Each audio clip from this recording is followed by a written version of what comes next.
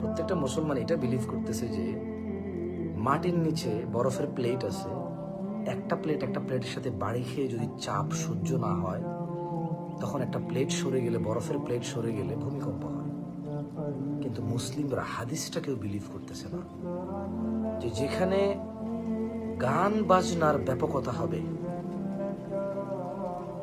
নর্তকীর ব্যাপকতা হবে এবং মদ পান সহজীকরণ হবে, তখন ভূমিধস, ভূমিকম্প আর আকৃতি বিকৃত হওয়ার ঘটনা ঘটবে। অবাক লাগে। আমরা মুসলমান 90% দেশের মানুষ, ভূমিকম্প সম্পর্কে আমাদের যে তথ্য প্রদান করবে কেউ, সেখানেও মিউজিক লাগানো আছে, কারণ এতে আমাদের কোনো আপত্তি নাই।